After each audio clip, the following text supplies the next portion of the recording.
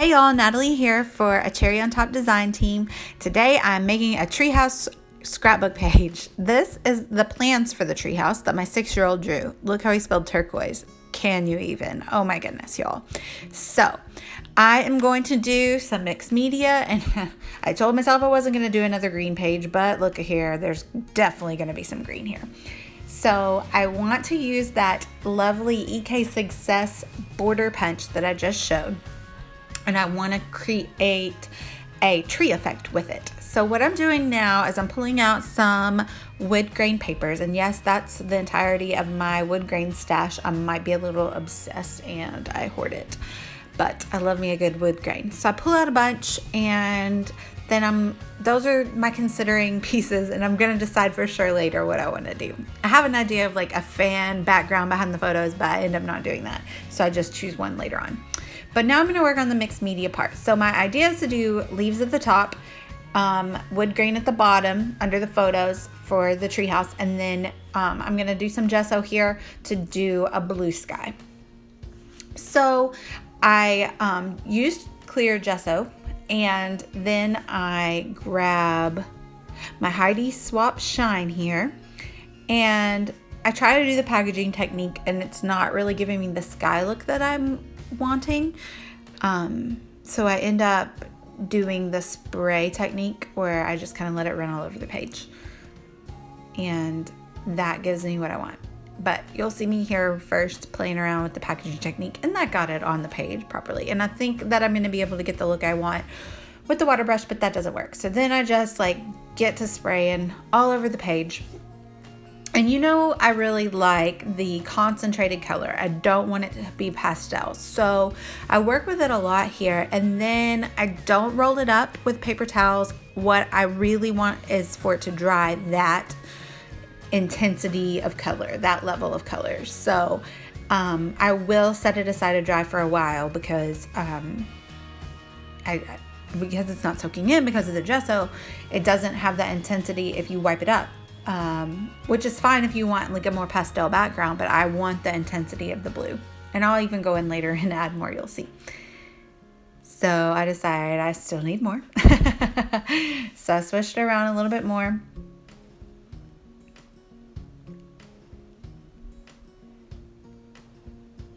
And then I set it aside.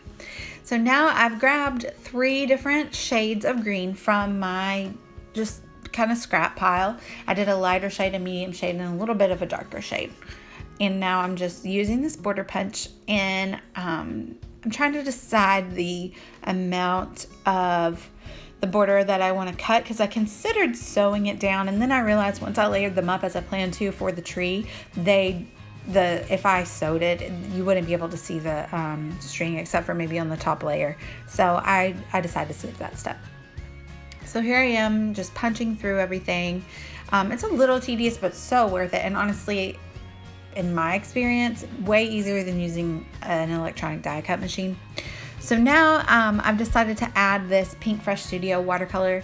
It's a little more of an intense blue and just gives me some more shades of blue within my sky background. So, and I also want to have some cells.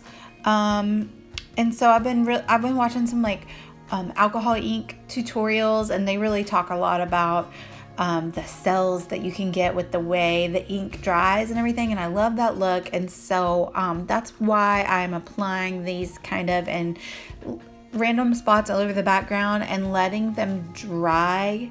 And especially if you soak up part of the color and let it dry intensified in another section of the where you applied it, you'll get these like really great cells that develop when it dries, and that's just the look I really like. In addition to the splatters, because I'll go back in and splatter as well. And I'm doing that. I splatter with the same Heidi Swap Aqua Shine that I used in the background, and then I'll also grab this like navy blue shine. And it's super cool because when it dries, it kind of has, I slowed it down here and you can see, do you see those cells that developed there? It kind of gives it a like cloudy sky look. I really like that. So, and then of course the shine has the shimmer in it that is nice too when you when it dries. So here I am layering up the tree, and I decide that it would be better if I kind of cut them up a little bit. I can variegate my layers a little better. So I kind of cut them up into groups of 2s and 3s scallops, and then I adhere them down. The ATG gun sticks fairly well to the gesso, the clear gesso. So, and you can see I inked them up as well, so you can kind of tell a little more depth, a little more texture. And I just kind of willy-nilly put them down, you know, like organically as a tree would be. And I'm cutting off just the ends there that were sticking over. Now I'm going to fold them up, kind of fluff them, make sure we have lots of texture here.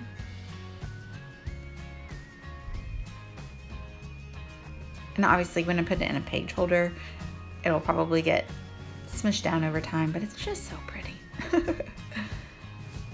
And okay, so I want, we'll get into that in a second. Okay, here's my title. It's a little bit of a play off of being a nice girl instead of a mean girl. You know, you always say, you can sit with us.